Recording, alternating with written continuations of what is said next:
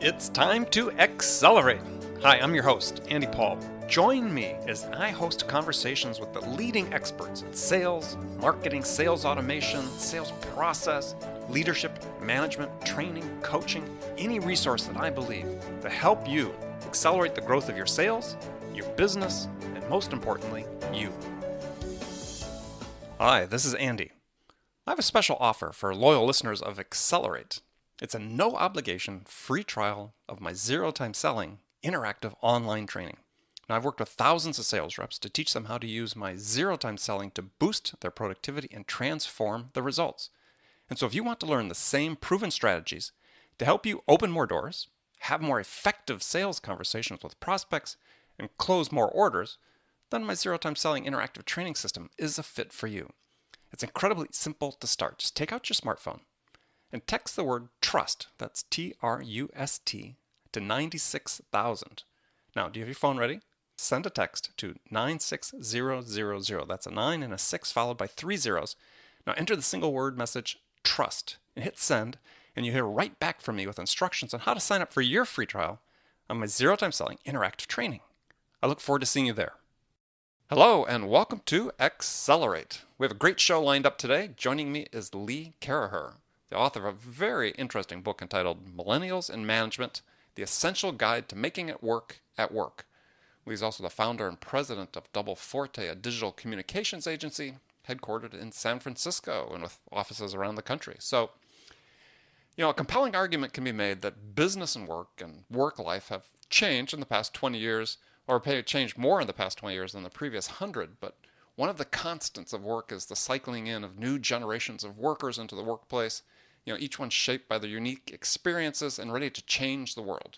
I mean, it's certainly that way with my parents' generation, the World War II generation, their offspring, the boomers, which I'm one, I guess, shaped by the cultural upheaval of the 60s and 70s, and then by our kids, millennials, who are the first truly digital generation, shaped by the internet and technology. And unfortunately, another constant is the miscommunication and misunderstanding and mistrust that characterizes the perceptions and work relationships of each generation to the other. So my guest today, Lee Caraher, is going to help us sort out exactly how managers and millennials can thrive and succeed together. Lee, welcome to the show. Andy, it's so great to be with you. Thank you so much. Well, listen, thanks for joining me. So tell us a little bit about you other than what I'd said in the intro. I'm Lee. I live in San Francisco Bay Area with my husband and 2 children, one who's almost 18 and one who just turned 15. So I don't know how that happened. And I started my company about 13 years ago here in San Francisco, and have grown it to have offices in New York and in Boston, and also in Healdsburg, California for our wine practice. Very nice. It's very cool to be there. Yeah, I think I want to join that practice. Yes, there. Everybody does. And then they get in it, and they're like, can I go back? And I'm pretty involved with my community here in San Francisco Bay Area. I'm on the board of several different organizations and just sort of all around busy person trying to do good things in the world. So what was the impetus to start your own business? My business, it was not intentional. I didn't set out, to do this. What happened was in 2001, after 9/11, I decided that I did not want to be in the company I was at. I had been on the United flight from New York to San Francisco 1 week earlier on 9/4. And it really, that day just cemented to me how much I was unhappy with my day, or what I was doing every day. And I should not do it anymore, because that could have been me. So I exited the company, which was very generous to me. They were so generous to me. They really did try hard to keep me in the company, but I just didn't want to do that anymore. And my intention was to take a whole year off, but I actually drove my husband bananas. But my house was pristine. And after about 4 months off, I guess, he decided that I probably should go back to work. I'm the breadwinner in my family. My husband is I'm the chief bacon officer. He's the chief home officer. And I was going back to work. So I was heavy into 2 different job searches to be client side, company side. And then my mom got diagnosed with fourth stage 4 lung cancer and was given 3 months to live. And it was very clear that I couldn't keep either of the jobs that I was in the running for and be with my mom. So I pulled out of those job hunts and went to Wisconsin to see, that's where she was, Eau Claire, and to check out the situation. And I realized right then that I needed to have a job that let me be where I needed to be for my Mm-hmm. family, no matter where they were. I'm the most flexible one of my siblings. And so I created the company out of that need. But we also decided not to think about it beforehand and try to drive the things out of the business that drove us crazy at our previous jobs. I had a business partner who since has been bought out and has gone on to much larger agency life. Um, and that's what we've done. So we've evolved the company over time, but in general, the company was built because I needed to have work that paid the bills and put roof over our head, but from wherever I needed to be in a way that I would thrive, frankly. Mm-hmm. Mm-hmm. um, and 13 years later, we are, 35 people by design. We choose to do a lot of things that are revenue limiting, but business and life enhancing, um, and with offices where we need them. Very interesting. So, something in this experience, since you started your own company, sort of put this sort of bug for you about working with millennials Mhm. and you know helping instruct people and tell people and teach people how to do a better Yep. job in this. And so, what was things that happened in your business that sort Sure. of opened your eyes to that? When I started the company, we only hired people who had 10 years of experience. So in general, they were all 32 or older, which was not hard in 2002. You know, couldn't swing a dead cat in San Francisco without hitting lots of people who had 10 to 20 years of experience who didn't have work. Well, they Um, were all consultants, they were on by definition right? because they didn't have any other jobs. They weren't very good business people, but they were a lot of consultants, that's for sure. And that was sort of the plan. It was only to hire people who knew what they were doing. And that was a very, the margin on that kind of business is very low because you're paying really high. And I was sort of very happy with it because it didn't mean, I mean, it needed a lot, it needed a different kind of management than I'd had in my previous job, which had 600 or 700 people, most of whom were under 30. Mm-hmm. But at 2008, I was thinking about how I could scale back my time. Literally had figured it out, like maybe go to 4 or 3 days. On September 14th, I figured it all out. On September 15th of 2008, I sat in my office and watched, as we all did, the economy just crumble in front of us. And by 10 o'clock, I was like, oh, I'll be happy at 4 days. At 10:30, 5 days. At noon, 6 days. At noon 30, I was like, oh my God. By 1 p.m., you're working till you're 80. Pretty much. And in the aftermath of that event, I did a lot of things. So we drove all the extra costs out of the business. We restructured the people we had in terms of what we were going to do, all this kind of stuff. But what I realized, when you're running a business with a model that's working, and something happens in either your economy or the economy, you need to review your business model because we cannot imagine that the business model that was thriving would thrive after this big catastrophic event. So we looked at the business model and I was like, we're going to run out of people with 10 years experience who know what the hell they're doing. And we decided to hire young people. And we were going to grow our own. And we decided also that it would be good for the margin and good for the industry in general because we know a lot about what we're doing. We would train people up, blah, blah, blah. And I didn't really think anything of this. I was like, oh, we're just going to hire young people. We'll have to put in some training stuff that I was known for in my previous 2 jobs. I really didn't think anything of it. So we started hiring. We hired our first millennial, who is fantastic. And I am a millennial champion. You just need to know. I mean, I just believe in this generation. I did not believe, though, for a while. We hired our first one, and she's fantastic. Great idea. So much energy. Just idea after idea after idea. I didn't quite know what to do with all the ideas. Her first day, she brought a dog to work. And I came in a little late that day. I was into the office a little late. I was in a meeting. And there was this dog. And I was like, where did the dog come from? Oh, that's, Sally's dog. That's not her name, but I'll protect her. That's Sally's dog. I'm like, do we know the dog was coming? No. Did she ask if the dog could come?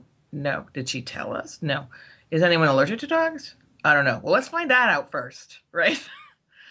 And not only did the dog come, but this big bed, a water filter Wait, a system. bed, you said? Oh yeah, the dog Oh, bed, a dog bed. Okay, a dog bed. Oh, I not a thought, bed, but a I thought, dog yeah, okay. bed, a water dispenser, a kibble dispenser. I mean, she would move this dog in, and I started befuddled. And then later on that day, I came out of my office and no dog, no Sally. I'm like, where'd the dog go? Where did the girl with the dog go? Oh, she left. She had to go to San Diego. She was going to visit her mom. I'm like, did anyone know she was leaving at 3 o'clock? On her No. first day on the job? Her first day.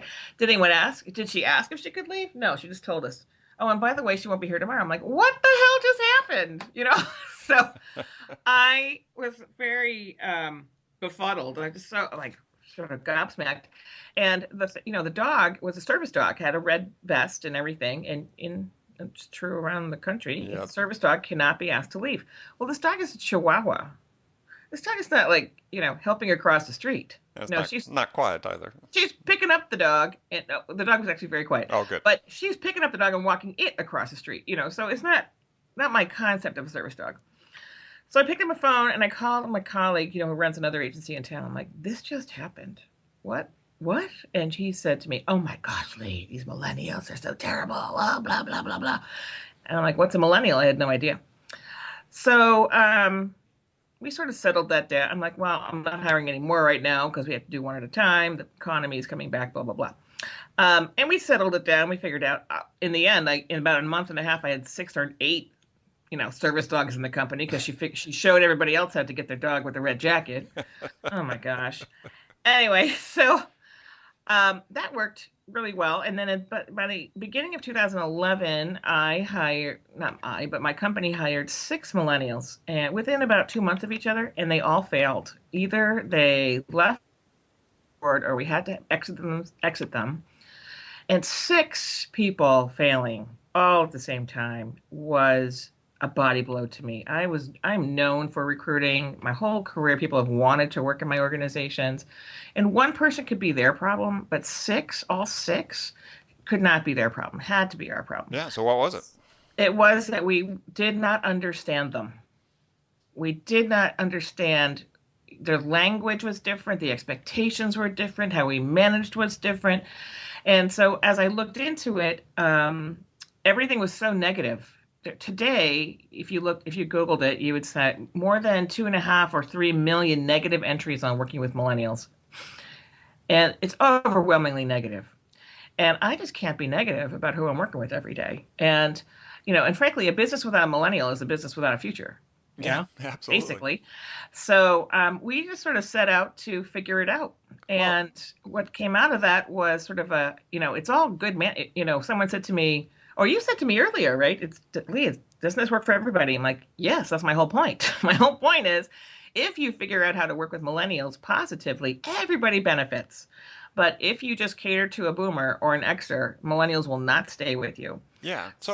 Yeah. And this is an interesting point for me. It's as I talked about in my opening. This happens every generation, right? A new generation comes in, and they're more educated than their parents. They're more technologically savvy. They're more worldly. Yeah. Again, starting back 100 years, let's use that as just a benchmark. They enter the workforce thinking that they're smarter than their parents were and smarter than you. So sort of get out of their way. So why are the millennials any different? They aren't any different. What we are different, though. I mean, one of the first quotes in my book is from Socrates about this topic, right? I mean, that's 400 years BC, before Christ. It's nothing So that's new. That's why he poisoned himself. Yeah. It's nothing new, right? And I have a degree in medieval history. That's 1,000 years of intergenerational conflict. So it's nothing new. What's different for us is that we're sitting right there. And the things that particularly boomer and older millennial women have been working for so hard in the workplace, work-life balance, equity pay, being able to go to yoga at 5 o'clock, all these things. We've been telling our kids these things for 25 years. It has been the norm. It has been the conversation that's gone around, business. Mm-hmm. There is not a narrative that did not include work-life balance in the last 20 years in the conversation. Well, these kids show up and they expect it day one, right? And I can speak as a boomer woman, and my mother was a pioneer woman. She was, the first woman who got her MBA, in the first class at MBA for Simmons College, In Boston, as a right? pioneer in Boston. As pioneers, but they're sitting right with us, right? The offices have gone away. We're all sitting together in big pits. And it is a bit jarring for the people who work so hard to be able to leave at 5 o'clock or figure out how to have the work and the life and all that kind of stuff. Well, To let's have talk people do about some that. of these. Let's talk about some of these myths then that Yep. people have, because you said you Google it, you get 2.5, 3 million negative Hmm. comments about millennials. So Yep. you talk about this in your book. So first Yep. myth you have is that millennials are entitled. Hmm. And I disagree. I think millennials aren't conditioned. They have been conditioned by several things. They've been conditioned by this narrative of work-life balance. They've been conditioned by the culture of trophies for everything. They've, and no, everybody wins soccer and participation trophies and all that kind of stuff. They've been conditioned by the fact that the average grade point average in colleges has risen almost a full point in the last 15 years, the last 15 years that the millennials have been coming into the workplace, because the Hmm. oldest millennial today is 35. So basically, for the last 15 years, we've had millennials enter the workplace with higher grade point averages for the same quality of work than their older colleagues. Hmm. So their understanding of their work product is much different than the understanding that Gen Xers and Boomers had of their work product based on a grade alone. That's documented. I mean, that's research that's done Right. on that's documented. So those three things together, right, do not bode well if you walk into a hierarchical entity that has a different expectation of work product and does not reward participation. Showing up is not a skill, but all over this country, showing up gets you a nice big trophy, right? And though that's not the millennial problem, that is a parenting problem A more than parenting problem, right? anything else, Yeah, right? we caused that, right? We caused that. They didn't do that themselves. So there's this discrepancy between, I think everybody wins soccer is awesome until you're in second grade. The problem is it goes on through college. So, Well, uh, but also the fact is that well, I find one of the ironies is that, as you talk about, it's really a parenting problem because the kids always knew what the score was. oh my gosh, I mean, oh my gosh, I from the scored, time my kids were 5 years old and they right, played, what I call mall ball soccer, where they all follow, right, 20 kids follow in a big group yeah, around the ball. right. They knew We, precisely what the score oh, was. we call it beehive soccer here, but Yeah. yes, exactly. The other piece of that too is that they've been one click away from any piece of information they want, any body they want, one tweet away from changing like what JetBlue does on the tarmac. They've had a ton of power in their hands. And to walk into an organization that is not transparent, that is pretty hierarchical, that just tells you what you need to know, right? Is antithetical to the millennial experience of information and access. Yeah. So those two things together, this everybody gets a trophy thing, which is not their problem, our problem, and that the fact that they have been in a very flat world, and we are used to, particularly boomers are the wait my turn generation, right? We just waited our turn. We knew our turn would come up. That's not the expectation from millennials. They've been able to really have tremendous access to tremendous amounts of information and quality of people and that kind of stuff, and we should not squash it. So I Well, think and I think that an important point there, too, at least from my perspective, I'd be interested in your take on this, is that sure. I think that millennials are much more accustomed to accepting change. Oh my goodness, yes. And so as a consequence, a lot of what comes across as being entitled is just the fact that they have sort of a why not about things, a why not logic about it. Hmm. And this sort of got driven home to me by a conversation I had with someone who's a pretty senior person in an academic institution that everybody will know if I'd said it.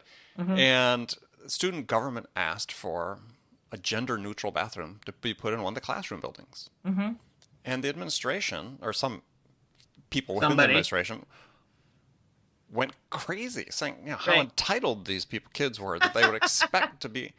And the fact is, there were, two transgender students in the Hmm. particular class they were talking about. But it wasn't even an issue for these kids. Like, in college, they said, uh, Oh yeah, we had unisex bathrooms. So I had unisex bathrooms back in it's the just, '80s. I Yeah, know. It's just not a big deal. So we don't get it. Why wouldn't you have one? right. It's not entitled. It's just like, you've got people who are transgender. You want them to feel comfortable. Why would you not? And so And I they think, just say, so they yeah, just seem to be much more fluid in their crazy, acceptance of much more change. fluid. Yeah. Well, I think the things to remember, so just think, I mean, if you think about just even video games, right? Video games used to, and I came out of the video game business. Video games were either on a cartridge or on a CD Mm-hmm. that you got, and they were done. They were finished. Today, every Tuesday, you look at your iPhone and you've got 92 updates, Mm-hmm. right? You got 92 updates. So, and a video game company does not launch a finished product anymore. They launch the first three levels and then they keep iterating, right? Right. And no one launches a complete product anymore. We have a minimal viable product Yep. that gets improved by We've all read the same feedback, book. right? But it gets improved by feedback from everybody. But this is how they grew up, right? So it's just strange to me. And I think the other piece of that too is that I think there's a bunch of boomers who thought they were all going to retire at 50. I can tell you, I thought I was going to retire at 50, and that day is come and gone. Who are now looking at having to work much longer than they thought, and are seeing themselves being, they thought they'd be relevant for their lives because they were boomers and they were the entitled generation when they came in, right? Boy, were they ever. And Not me, but everybody, all the other boomers. everybody else, all those other people. But they haven't, a lot of boomers have done nothing to stay relevant in this very fluid environment. And I always tell boomers that are my clients or who are my friends who call me about my book, they're like, the most important thing you can do as a boomer who needs to work past, if you're, if you're in your 50s and you're looking at least 10 more years of work, which most of us are, the most important thing you need to do is become relevant to millennials, to understand them, to be able to converse with them, because you're going to get X'd out.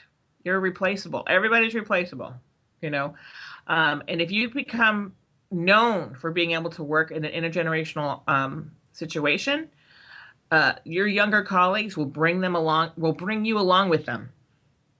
Yeah, no, absolutely. Will want to work with you because they also, millennials value so much mentorship. They value mentorship. It's one of the first things all millennials, I mean, in a survey, lots of surveys on Right. this. It's one of the first things that millennials ask for in the workplace. Who am I going to have as a mentor? How often am I going to meet with them? Unlike the mentors we chose when we were coming into the workforce, I chose mentors I wanted to emulate. They choose mentors they can learn from to avoid the lives they think that are not good, right? And sometimes it's a little jarring. So when I work with people on this, I always say, find a great, boomer, find a millennial. A millennial wants a boomer mentor or a Gen X mentor. The first month, I ask people to share their reading lists. Like, what do you read every morning? Because it's very different, right? Mm-hmm. And just read the other person's reading list for a month because your eyes will be opened. You will understand sort of the inputs differently, like what you get from BuzzFeed versus what you get from the New York Times versus what you get from the Skim, whatever it is that you're reading. Just share your reading lists. And the understanding the other person's inputs dramatically changes the dynamic. No, I love it. I love it. Okay, we're going to take a short break here. But we're going to come back, talk about some more myths about millennials. We're going to puncture some of those or maybe confirm them, depending on which one that is. So with me today, my guest, Lee Caraher. We'll be right back. Hi, this is Andy. Connect and Sell is used by sales reps at nearly 1,000 companies, including hundreds of technology startups and several Fortune 500 companies, to overcome the challenges of getting prospects on the phone. Companies using Connect and Sell grow their revenues faster by enabling their sales reps to have more sales conversations in 90 minutes than they could otherwise achieve in an entire week. Connect and Sell can be deployed directly to your sales reps, or you can take advantage of their outbound on-demand service, which delivers qualified prospect meetings scheduled directly on your sales reps' calendars. Visit connectandsell.com to learn more about how Connect and Sell can start filling your pipeline today. And welcome back with my guest today, Lee Caraher. We're talking about managing millennials, I guess, and we're specifically been talking about some myths that are held about millennials that oftentimes aren't true and certainly not reflected in the workplace. So one that you talk about is that millennials don't work hard. Mm. So false. No, it's certainly been my experience. It's Very completely false. false. In fact, I'm not sure I always thought that my generation was really motivated because I sort of came up through the early days of the tech business in Silicon Valley and so on. And no, this group is really motivated as far as I can tell. And I think there is a differentiation between people who are in the tech workforce versus the rest of the world, because we're definitely in a bubble here in Silicon Valley. However, people who are here think that millennials don't work very hard. They don't have a lot of throughput. And it looks very different. And one way to think about it, just a couple examples. Um, because digital, boomers are more used to working in an iterative process. You do a draft, you print it out, you give it to somebody, or you send a Word document, and then Mm-hmm. you track changes. Millennials. We have millennials in my company who have never printed out a document to edit on them. And when I ask for a draft, they send me a Google Doc, a Google link Right. that has lots of different colored inks on it and suggestions and all the kind of stuff. And I'm like, that is not a draft. A draft is clean, and I will respond to it. So they've never, the collaborative creation process on ownership is not as well defined for millennials as it is for. Oh, I'm sorry, that's very well defined. It's very collaborative. It's everybody pile on, everybody, different color ink, all that kind of stuff. And so it just looks very different. It looks lazy to a boomer who's not expecting it. Why did you send me a link? Why didn't they print it out and give it to me? Why are all these colors here? No, accept what you want. Don't accept what you don't want. Give me the draft. Right. So it looks lazy. It's not lazy. It's different, right? Or it might look like, their workflow might look very distracted. They have three screens up. They've got their Twitter flying the whole time. They've got their Facebook up. They're chatting. They've got their email. They've got a website, whatever it is, right? And it looks very distracted. I'm not very distracted. They're like multitasking. I'm not saying multitasking is a good thing, but it doesn't mean just because you have three screens up doesn't mean that they're not working hard. It just means very different. And the other piece is that work-life balance means something totally different to millennials than it does to their boomer colleagues. When particularly working women, boomer working women were coming up through their own careers and forging all new pathways, work and life were very separate. You had your work and then you left and then you had your life. That is not the expectation in a 24/7 world and economy, right? And Mm-hmm. millennials do not necessarily have that expectation. And they sort of ebb and flow through their day, work and life, work and life, work and life, right? Um, and they do force some conversation like, well, it's my birthday, I don't want to work. Well, okay, it's your birthday, it's Wednesday, it's a big announcement, you're working, or you take that day off, you plan for it ahead of time, but you just don't leave everybody in the lurch, right? Mm-hmm. So it just looks a lot different, and I think what is required is sort of a set of expectations, just saying things out loud. We are, as a culture, I think the boomers, we just want to assume everybody understands. Well, that's the first problem, that we assume everybody has the same expectations as we do, and we don't say them out loud. Here's my expectation: you will be here at 9 o'clock. You know. Yeah. Oh, okay. Right. That's, as you said, there's certain expectations that someone should know. That's when they should show up. Yeah. But what's wrong with just making it clear? Well, nothing perfectly. That's what everyone should be doing. The problem is a lot of people do not do it. I quote a woman in my book who's super smart. Oh my goodness, she's super smart. I would follow this woman anywhere, and she called me, and she's just a friend. We've worked together in the past, blah blah, and she goes, I'm gonna have to fire this person. She's really good at her job, but she's always late, and she's so disrespectful, and all these things. And I said, well, she does good work, right? Yeah, she's great work, but I just can't take it anymore, and all this stuff. And I said, well, does she know she's late? Well, she should know. I am here at 8 o'clock. She doesn't roll in until 9:30. And I said, and she doesn't see you. How would she know? Right. She's not there. And then on the disrespect, I said, but she should know. Those are the hours. I said, did you tell her? No, but it's everybody else is here. I said, but you've never told her. How would she know everyone else is there? She may just think everyone just got there 1 minute before her. And another piece on that is, on the disrespectful thing, have you told her not to interrupt you? No. Well, okay.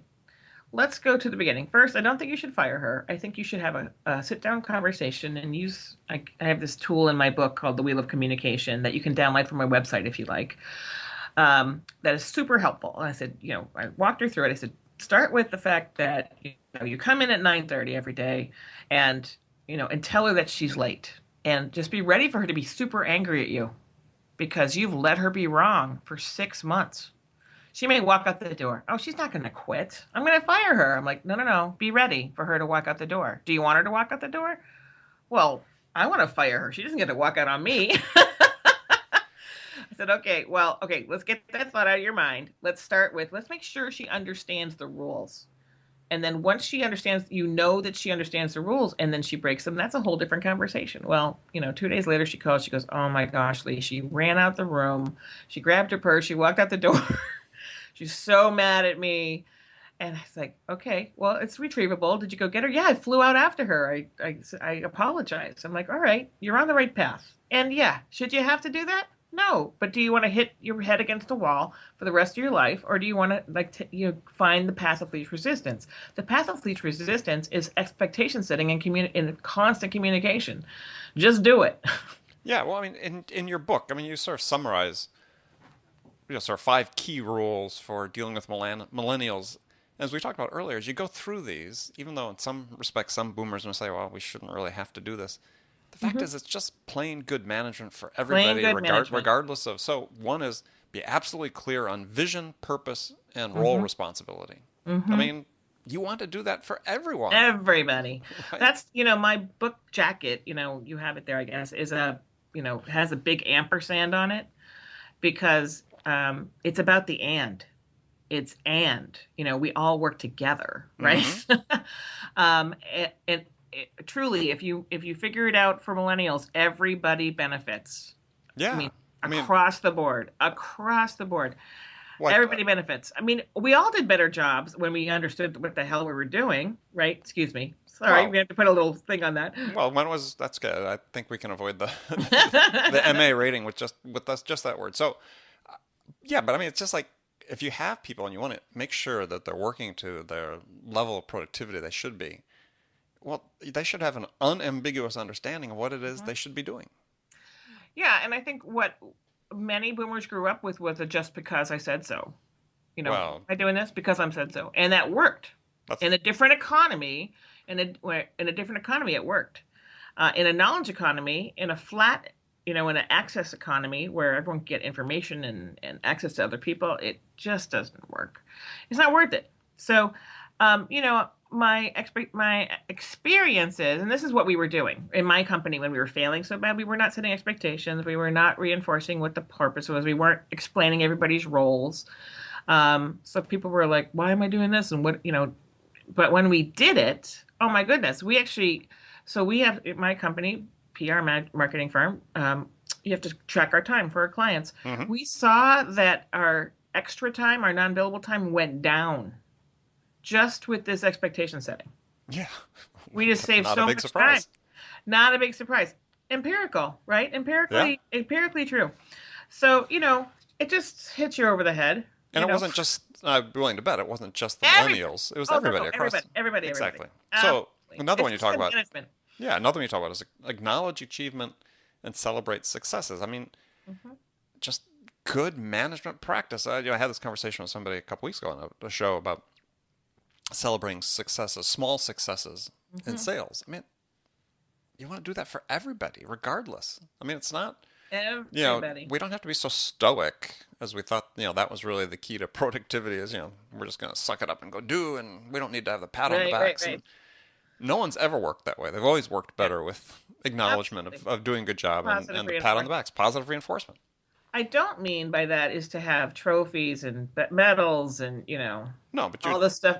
You don't have to do that. But just saying thank you and good job goes so far. Oh, my gosh. Well, I said you acknowledge achievement and success. Not just showing up, as you talked about. Showing up is not a skill. Yeah. Baseline requirement of the job. Yeah. Well, I think the other thing then, too, another one you talk about, and this is, I think, gets back to sort of this respect thing, is that, again, I think boomers, and I guess maybe they'll call it the senior generation at any point in time, always has this expectation somehow they've earned this respect, that their word is sort of inviolable, and I have to admit, I've always been bad about that in my career. I had a boss once tell me, he said, can't you ever just say yes? So maybe I was a millennial ahead of my time, but I, it wasn't that I didn't respect him, but I didn't just accept the fact he was right all the time. Right. Exactly. And that was definitely true for boomers. And you think, if you asked millennials, I'm sorry, if you asked Gen Xers who is more entitled, boomers or millennials, 80 something percent of them will say boomers. Yeah, So, I think there's something to that. definitely.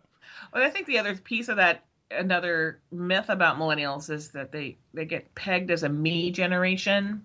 It's all about themselves, and that is definitely not my experience. My experience is that they're a we generation, and the fastest way to put a millennial into the corner in the fetal position is to tell them that they let the team down. And this is something I learned when we were failing so bad. We would talk to people like, well, it's not great work. You really aren't living up to your potential. We thought you could do better than whatever it was. And they could care less what I thought about their potential. Who's the hell, who's she? But when I shifted that conversation to say, you didn't do a good job, you need to go back into the drawing board, and here's the gap you need to fix because you really let the team down and someone else had to pick up your ball, never happened again. Never, unilaterally, never happens again. So, it just looks different than the way we would have said it. That's all. Right, right. All right, well, last question for you is you referenced the Gen Xers, right? They're sort of the generation caught in the middle between the Oh yeah, squished. the squish between the boomers and the millennials. Why do they feel so hard done by, the millennials and the boomers? Gen Xers, well, first of all, boomers are about 78, 79 million, millennials about 80 million, Gen Xers about 45 million. So, first of all, there are fewer of them, which means, on the surface of it, would mean, oh my gosh, there's so much opportunity for Gen Xers because there are not as many of them. So, there'll be lots more opportunity. What they have been, and I think the heyday of the Gen X generation was really in the late 90s, 98, 99, 2000, when most of them were coming into the workforce. And, particularly on the coasts, in 98, 99, 2000, if you could breathe, you got a job, right? However, what the Gen X, just by virtue of the fact of how old they were when when the NASDAQ imploded in 2000, then 9/11, and then 2008 Great Recession, 2008, 2010, and they have been hit by these huge economic catastrophes right as they were, where they should have been pivoting dramatically in their careers. 25-year-olds, 26-year-olds, boom, 2000 happens. 26, 27-year-olds, boom, 9/11 happens. 35, 40-year-olds, boom, 2008 happens. Just think about the time, how old they were when those things happened. And so what happened, number one, right? Number two is those catastrophes also meant boomers who thought they were going to retire did not retire. So tens of millions of boomers thought they were going to be literally thought they were going to retire between 2008 and 2011, say, who are still working because they lost so much in their retirement funds. They got displaced, or that, maybe they had bought another home and then the whole market went under, the whole thing, right? That boomers are working much longer. 33% of boomers think they're going to be working just this year. 33% more boomers think they're going to be working past 75 than thought that 3 years ago. Wow. So so they're sticking in the job. Well, if you stick in the job, there's no elevation, right? There's no opportunity for an Xer. At the same time as this, the tsunami of millennials is flooding the market, who are much cheaper. Their parents are letting them live at home, so they don't have to make as much. And, so they just get really, frankly, screwed by the fact that they're smaller at the wrong time. If they had been if these catastrophes in the economy had happened 10 years later than they did, we would not be seeing this issue. Right. But it's a 99, 2000, 2001, 2008 to 2010. It couldn't happen at a worse time in someone's career. Right. Okay. Well, that's what I think. Yeah, I know. Not much to respond to that, but I know. You can see the pattern. It is really unfortunate. But yeah, so unfortunate. Unfortunately, you can't choose your parents, right? So you can't choose your parents, and you can't choose your parents. And if your parents are helicopter parents, tell them to stop. And if you think you're a helicopter parent, if you're like showing up to your kids' interviews for jobs, stop it. You're hurting your children. I have, You talk about that, and oh, I've never experienced it myself, but I can imagine that it I, happens. I know parents that would yeah, I have probably two do that. clients. I have two clients who know have no parent policies. What? Policies. No parent at interview policies. They need to have a policy for that. They have to have a policy because so many parents were showing up for their kids' interviews. I myself had a parent call me to ask if I could. This woman said, you're going to meet with my son later today. And I'm looking at my calendar. I don't see her son on my calendar. I'm like, actually, I'm not meeting with him. I don't know what you're talking about. Oh, no, you're meeting with my son. He's coming there today. And my assistant sort of, throws a piece of paper and, he's meeting with so-and-so. I'm like, oh, no, he's meeting with such and such. Well, why aren't you meeting with him? You're the president. And I'm like, exactly. Right. Nor will I ever at this point. I mean, well, I'll continue. And then she got indignant. And then she said, well, the reason I'm calling is because he can't make it. He has another interview at that time. So I thought I would just do it for him. No, wait. Yep. You're serious? The mother was going to come take the interview. Uh-huh. And I'm sorry. I have talked to people in the process of researching for my book. I had talked to people who that had happened to, but it had not yet happened to me. So my head knew that it was going on, but my body visceral reaction to this was like, oh, you are hurt. And I said, you are hurting your child. He's no longer in the pool. Does he know you're calling? Yes. Did you ask? And I was just like, okay. I'm sure that child, that 24-year-old child, did not ask his mother to call me. No, it sounds and I'm like... sure that the mother said, you know what, I'll just call her and she'll take it from me. It's ridiculous. Get out of your adult kids' lives. Well, it's like not bad sitcom. It's like a funny sitcom. One of my memorable episodes of Everybody Loves Raymond is when Marie, the character, when the older son Robbie is interviewing for a job for the FBI, that she goes in and talks to the guy. Oh my goodness, right? But this is pervasive in all industries, in all states in this union. It is ridiculous. Back to my point that this is a parenting problem. Yeah. Not a millennial problem. All right, well, we'll send the message out. Stop. Please stop. Please stop. So, well, Lee, I want to thank you for being my guest today.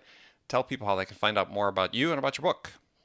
So the best way to find out about me is to go to my website, www.leecaraher, LeeCaraher.com. And on there, I have several tools you can download, like the communication circle that we talked about. And you can see about my book there. It's also on Amazon and iTunes. And you can find me on Twitter at @LeeCaraher as well. All right, great. That information will be on the show notes webpage. So thanks for joining me. And friends, remember, make it a part of your day every day to deliberately learn something new to help accelerate your success. And subscribing to this podcast is an easy way to do that, because then you'll make sure you don't miss any conversations with top business experts like our guest today, Lee Caraher, who shared her expertise about how to manage and accelerate the growth of your business. So thanks for joining us. And until next time, this is Andy Paul. Good selling, everyone. Thanks for listening to the show. If you like what you heard and want to make sure you don't miss any upcoming episodes, please subscribe to this podcast on iTunes or Stitcher.com. For more information about today's guest, visit my website at andypaul.com.